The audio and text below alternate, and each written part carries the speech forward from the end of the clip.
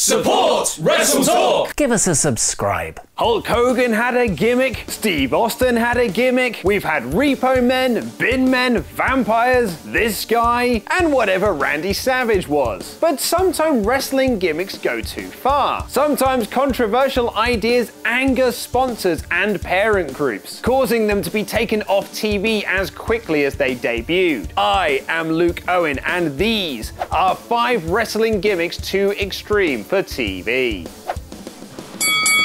Dustin Runnels is best known for being Goldust in WWE, but there were a lot of questions about what his character would be when he jumped to WCW in the summer of 1999. His plan was to do a cross between The Undertaker and Goldust, a character called Seven, who wore a black trench coat with a white mask, similar to the villains from the sci-fi movie Dark City. WCW ran vignettes for Seven, where he appeared outside a child's bedroom window asking the boy to join him and live forever. Runnels thought it was cool, but Turner Broadcast standards and practices disagreed, and felt the character was too much like a child molester and abductor. They requested the character be removed from TV. So instead, Seven made his debut on Nitro and did a big elaborate entrance where he floated to the ring, only to instantly break character and said that gimmicks like this and Goldust were stupid. He even at one point forgot to introduce himself and just went, "Oh, I'm Seven, by the way." He dropped the character, turned heel, and went by the nickname the American Nightmare. I wonder what his other family members would think of that.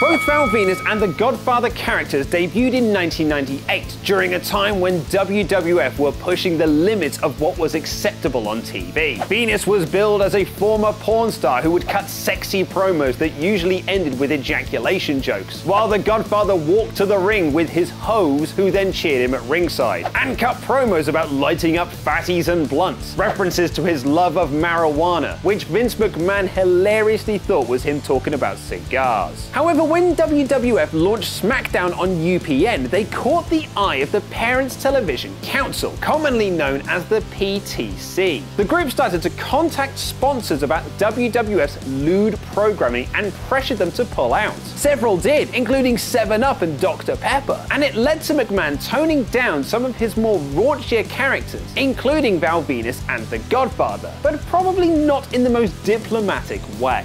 In July 2000, Steven Richards formed the new stable Right to Censor. Get it? RTC? A not too subtle at all mocking of the PTC group, where he recruited and brainwashed Val Venus and renamed Godfather to the Good Father and helped change their ways. The group then feuded with the likes of the Dudley Boys for putting women through tables and China for featuring in Playboy.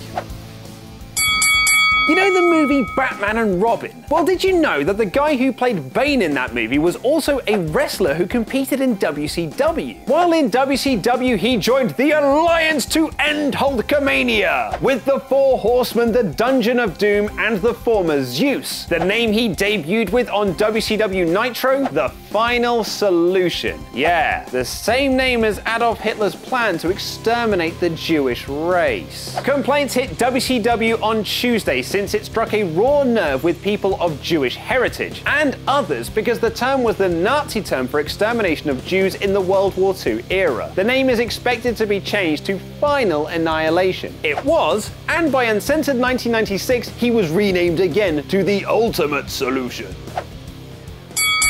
While he was in WWE, Orlando Jordan pitched to creative about doing a bisexual character, playing up on his real-life sexuality. But while WWE weren't keen on the idea, TNA were. Jordan joined the company in January 2010 and debuted his new character at the end of March, where he came down from the ceiling wearing little more than pants and caution tape, a reference to Lady Gaga's outfit in the music video for her song Telephone. Not that I'm familiar with Gaga, of course. No, Ollie told me about that.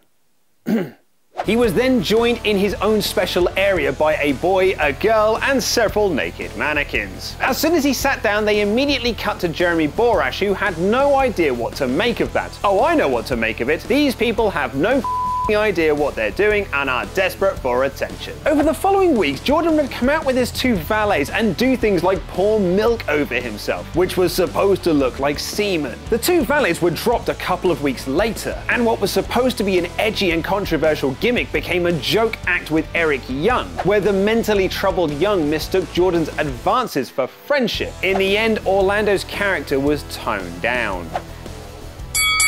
Muhammad Hassan doesn't have the most memorable career in WWE, but he was involved in one of the most controversial angles the company has ever shot. Hassan, who was of course a heel, drew heat from the crowd by complaining about the portrayal of Arab people on TV following the tragic events of 9/11. He feuded with Jerry Lawler and had an in-ring segment with Captain America himself, Hulk Hogan, which led to a match where Hassan and his manager Daivari took on the Hulkster and Shawn Michaels. Then, on an episode of SmackDown in early July, which was taped a few days earlier, Hassan began to pray after Daivari lost to The Undertaker, prompting 5 guys in black shirts and ski masks to come out from the back, who then beat up Taker with clubs and choked him with piano wire. 3 days later, the 7/7 bombings happened in London. WWE decided to still air the footage, despite its obvious connotations, but it was edited off European broadcasts. The angle drew a lot of angry press, condemning the company for airing something like that after a real-world tragedy. WWE's Kevin Dunn responded, "We're very proud of our product. We try and be sensitive with everything we portray, but there's got to be protagonists and antagonists on our TV show." Due to the bad press, SmackDown's character